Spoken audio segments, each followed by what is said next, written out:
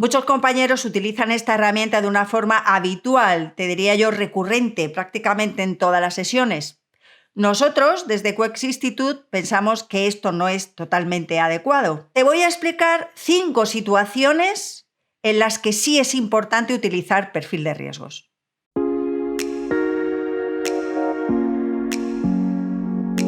Seguro que conoces bien la pantalla de perfil de riesgos y sabes cuál es su utilidad. Se trata de una pantalla de análisis que nos muestra por orden de reactividad una serie de factores o de áreas que pueden estar en riesgo en ese momento, ¿no? En el momento de la sesión. ¿Por qué estos compañeros utilizan la herramienta perfil de riesgo de forma habitual? Pues esto se remonta a los orígenes prácticamente del sistema. El creador del sistema valoraba muchísimo esta herramienta y lo valoraba porque consideraba que uno de los potenciales importantes de este sistema es el potencial preventivo. Pero cuando valoramos el desarrollo de nuevas metaherramientas y de nuevos procesos y formas de focalizar las sesiones, la capacidad que tiene el sistema para poder resolver problemas rápidamente, especialmente problemas agudos, se amplía las potencialidades del sistema. Nosotros desde QEX Institute no solamente valoramos el potencial preventivo, que es evidente, estamos valorando el potencial clínico, la capacidad que tiene de resolver situaciones de una forma rápida y eficiente, empleando las herramientas de una forma distinta, enfocando las sesiones de una forma diferente, más focalizadas. Esto, claro, nos da una dimensión completamente diferente, o al menos ampliada, de lo que es un sistema de biorresonancia por biofeedback. Cuando queremos trabajar de una forma eficaz una situación que se está dando en este momento, no es necesario utilizar ese enfoque preventivo. ¿En qué casos sí que es importante? Ahora sí, te quiero comentar estas 5 situaciones en las que no podemos dejar de lado perfil de riesgos. Vas a ver por qué es importante abordar e incluir esta herramienta en nuestra estrategia de trabajo.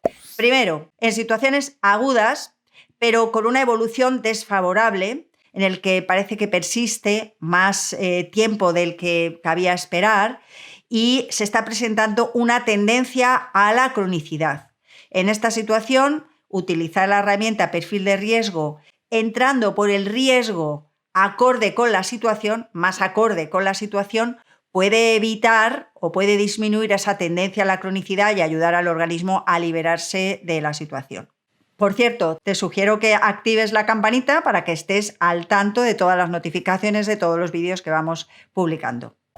En situaciones crónicas, aquí está claro, ¿no?, en las que están dándose numerosos procesos de compensación, en las que el sistema está agotado o está tendiendo al agotamiento, y lo más probable es que haya bifurcaciones a otras áreas que pueden estar implicándose en el proceso de cronicidad. Aquí, en este caso, entraríamos por el riesgo más alto.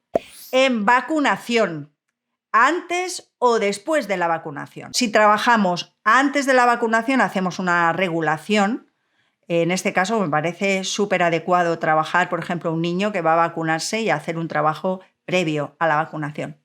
En este caso vamos a trabajar el riesgo más alto.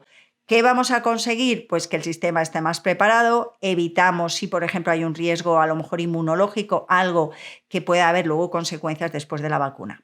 Si hacemos la regulación después de la vacunación, podemos entrar por el riesgo más alto, pero aquí vamos a observar algunos riesgos más relacionados con la vacuna, ¿no? Toxicidad, riesgo del sistema inmunológico e infección. Esos serían algunos puntos, algunos riesgos o factores de riesgo que tendríamos en cuenta. Si nos encontramos alguno de ellos muy alto, pues entraríamos por ahí obviando el riesgo más alto. Durante o tras tratamientos farmacológicos alopáticos fuertes. En estos casos es importante trabajar aquellos riesgos que se pueden presentar debido a la ingesta de medicamentos. Podemos entrar por el riesgo más alto, pero tendremos en cuenta aquí el factor toxicidad.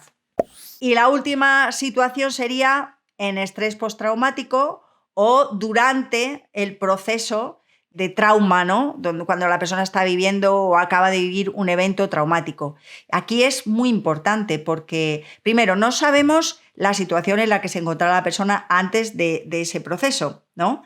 Cuando está viviéndolo en ese momento o acaba de vivirlo, no sé, le han atracado por la calle, cualquier situación a la que le esté costando adaptarse.